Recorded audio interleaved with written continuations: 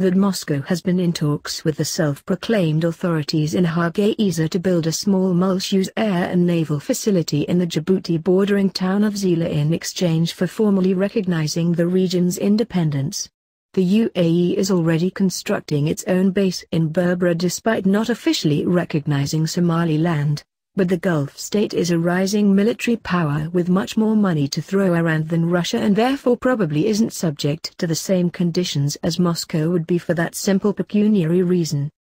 Somaliland used to be a British colony that was reunited with its ethnic Somali brethren in 1960, after which it separated from rump Somalia following the overthrow of President Barre and the subsequent multisided civil war that engulfed the country. The de facto government of Somaliland believes that Barre's late Cold War-era anti-insurgency policy towards their region constituted what they've since termed the Isaaq genocide and therefore entitled them to secede for security's sake. Whatever the legitimacy of this move, the undisputed fact is that geostrategically positioned Somaliland has remained functionally independent and largely peaceful since then, which Hargeisa insists should further its claim to international recognition of its independence. Mogadishu, however, maintains that the region should return back to its formal control, albeit in the newly implemented federal system that it says will prevent past abuses from reoccurring.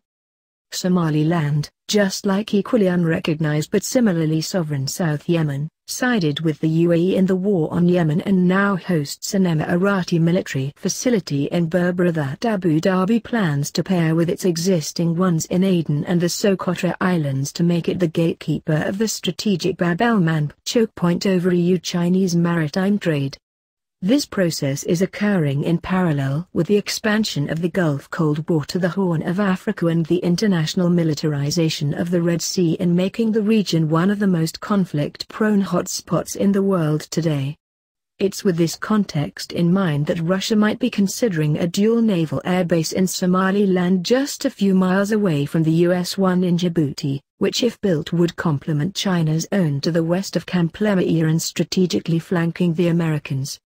Russia's possible base in Somaliland would be about much more than just spiting the Americans, as it would be part and parcel of Moscow's intended pivot to Africa that was hinted at during the end of last year following the country's dispensation of military aid to the Central African Republic and offer by Sudan to set up a military facility on its Red Sea coast. Related to these two developments, there were also signs at the beginning of this year that any African pivot could see Moscow relying more on mercenaries as the vanguard force in stabilizing conflict-torn countries and creating the conditions for Russia to balance intrastate and international affairs across the continent as a result. In this instance, Russia could potentially mediate between Somaliland and Somalia proper and then balance between both of them and their much larger landlocked neighbor of Ethiopia.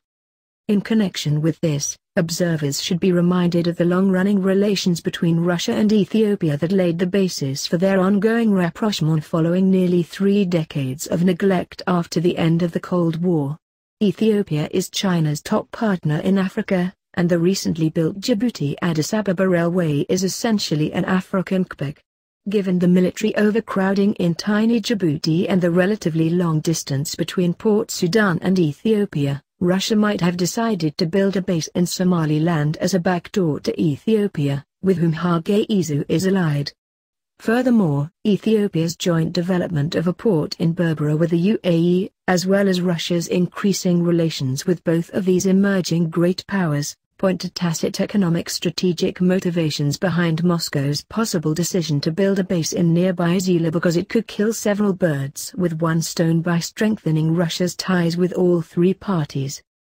Nevertheless, any move in this direction would undoubtedly be seen as a betrayal of Somalia by its one-time Cold War patron despite Russia decisively siding with Ethiopia during the 1978-1979 Ogaden War and trading Mogadishu for Addis Ababa at that time in unprecedentedly swapping regional allies with the US. Just like then, neo-realist calculations would be at the heart of this decision, albeit this time predicated on balancing the 19th-century great power chessboard that's become infinitely more complex in the emerging multipolar world order than during the good old days of bipolarity. As proof of this policy in action in an African context, one needs look no further than Russia's new policy towards Libya that now regards Gaddafi's overthrow as an internal affair despite having called attention to it as an internationally significant development in the early days of the Arab Spring theater-wide color revolution. The completely unideological and interest-driven foundations of contemporary Russian foreign policy stand in stark contrast to the dogmatic narrative spewed by alt-media demagogues who purport that Moscow can only countenance doing the polar opposite of whatever America's allies are, meaning in this case that Russia wouldn't ever contribute to Somalia's balkanization by building a base in Somaliland alongside the U.S. Little Spartu and in close proximity to the landlocked country that used to be its regional enforcer.